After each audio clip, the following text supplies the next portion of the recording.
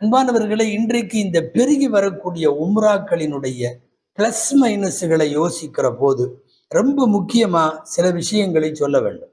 அதிகமா நீங்கள் கடந்த வாரத்தில் பார்த்தால் ஏமாற்றி விட்டார்கள், எங்களுக்கு ரிட்டர்ன் டிக்கெட் இல்லை, எங்களுக்கு ஹோட்டல்ல தங்குற இடம் இல்லை, எங்களுக்கு நல்ல சாப்பாடு இல்லை, கொண்டு வந்து அம்போனி இறக்கி விட்டு போயிட்டாங்க, நாங்க அங்க இருக்கிற விசாரத் தூதரகத்துல அமைச்சரவையில போய் நாங்க முறையிட்டு இருக்கிறோம், எங்களுக்கு ஊர் திரும்புவதற்கு எங்களுக்கு வழி தெரியல, கண்ணீரும் கம்பளையுமாய் அழுகக்கூடிய பேட்டி கொடுக்கக்கூடிய ஆண்கள், பெண்கள், பெரியவர்கள் நிறைய பேர்த்த பார்க்கிறோம். இந்த மோசடிகள் எல்லா துறையும் வளரும் போது அந்த துறையில மோசடிகள் வரும். எப்போ உம்ரா பயணங்கள் பெருகி விட்டதோ அப்போ மோசடிகளும் பெருகிருச்சு. தயவு செய்து இதை எல்லாம் கொஞ்சம் சில சில களப்பற்ற முஸ்லிம்களினுடைய ஆசையிலே இவர்கள் கொள்ளையடிக்கிறார்கள். சில, எல்லாரும் அல்ல.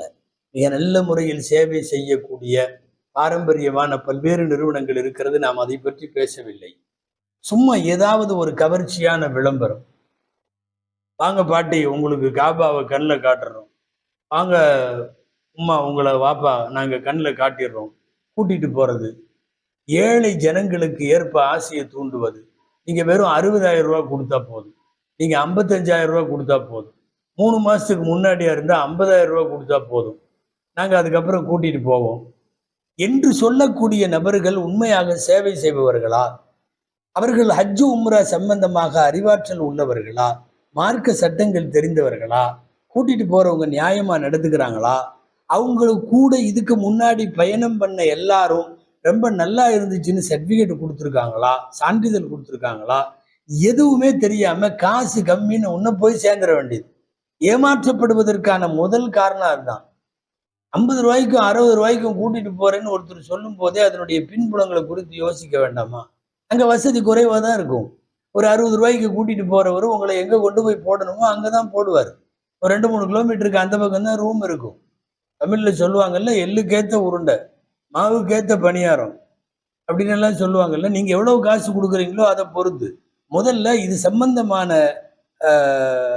நன்கு ஆய்வு செய்து மற்றவங்கள்ட்ட அனுபவத்திட்ட கேட்டுட்டு சொல்லணும். இதுல பல்வேறு மோசடிகள்ல உம்ரா ஏற்பாட்டாளர்கள் செய்யக்கூடிய இன்னொரு இது என்னன்னா, பிரபலமான உலமாக்கள் பெயரை சொல்றாரு, அவரு எங்க கூட வர்றாரு, அவர் ஒருத்தரை கூட்டிட்டு போயிட்டு அவரு பேர்ல 100 பேர் 200 பேரை சேர்த்துறது. அவரு வர்றாரு எங்க கூட, அவரு வர்றாரு எங்க கூட. பாவம் அந்த அஜர்த்து ஒரு உம்ரா செய்யறதுக்காக போயிருப்பார். அவர் பேரை சொல்லியே 100-200 பேரை சேர்த்தி கொண்டு போய் எல்லா விதமான சிரமங்களையும் நல்லா தெரிஞ்சுங்க. திரும்ப திரும்ப உம்ரா ஏற்பாட்டாளர்களுக்கு சொல்லுகிறோம், ஹதீஸ்ல வந்திருக்கிற வார்த்தைப்படி இவங்க வஃதுல்லா, அல்லாஹுடைய குழு. இந்த அஜாப் அல்லாஹு அஸ்ஸ வஜல், அவங்க துவா செஞ்சுட்டா அல்லாஹ் கபூல் செஞ்சிருவான். இன்சஅலு அதஹுமுல்லாஹ், என்ன கேட்டாலும் அல்லாஹ் கொடுத்துருவான். எங்களை கொண்டு வந்து இப்படி பாடா படுத்துட்டானே இவன் நல்லா இருப்பானான்னு கேட்டாங்கன்னு வைங்களேன், அது ஹஜ்ஜிலையோ உம்ராவிலையோ காபத்துல்லாலேயோ மக்காவிலேயோ துவா கபூல் ஆகக்கூடிய இடங்கள்ல கேட்டா நீங்கள்ல உங்க சந்ததியே நாசமா போயிடும். நான் பத்வா செய்வதாக நினைக்க வேண்டாம். சில பேர் பொருளாதாரத்தினுடைய பேராசையில இந்த மாதிரி ஆஜிகளுடைய உம்ரா செய்பவர்களுடைய வாழ்க்கையில அவங்க பணங்கள்ல விளையாடுறாங்க. இதெல்லாம் கொஞ்சம் நாம் ஆய்வு செய்துதான் செல்ல வேண்டும். முதல்ல ஒரு விஷயம், ஓரளவு ஹஜ்ஜு உம்ரா சம்பந்தமான இல்மு, மார்க்க ஞானம் அவங்களுக்கு இருக்குதா? ஒண்ணு. நீண்டகால அனுபவம் அவருக்கு இருக்கா? அவரு கூட போயிட்டு வந்தவங்க எல்லாரும் அத்தனை பேரும் அதிருப்தி இல்லாமல் திருப்தியாக ஓரளவு பாராட்டி சொல்லுகிறார்களா? இவர் சேவை மனப்பான்மை உள்ளவரா? இதை எல்லாத்தையும் பார்த்துட்டு தயவு செய்து உம்ராவுக்கு போங்க. நீங்கள் 80,000 கொடுப்பீர்களா 90,000 கொடுப்பீர்களா என்று இல்லை. ஏமாற்றுகிற மோசடி பேர்வர்களிடம் மிக நன்றாக இருக்க வேண்டும். ரிட்டர்ன் டிக்கெட்டே போடாம கூட்டிட்டு போறான். இங்கேயே நீங்க அதையெல்லாம் பார்க்கணும். எங்களுடைய விசாவை காட்டு, எங்க ரிட்டர்ன் டிக்கெட்டை எங்கள்கிட்ட கொடு, நாங்க எந்த ஹோட்டல்ல தங்க போறோமோ அந்த ஹோட்டலுடைய நீ பண்ணிருக்கிற அந்த உறுதி டாக்குமெண்ட் என்னங்கிறத எங்களுக்கு கொடு.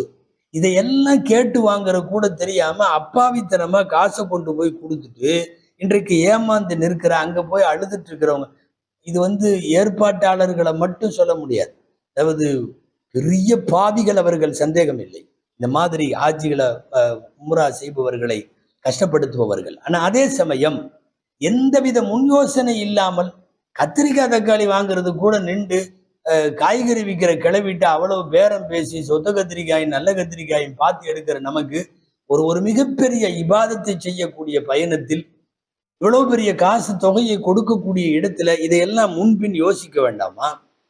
தயவு செய்து இந்த விஷயங்களை எல்லாம் கருத்தில் கொள்ள வேண்டும்.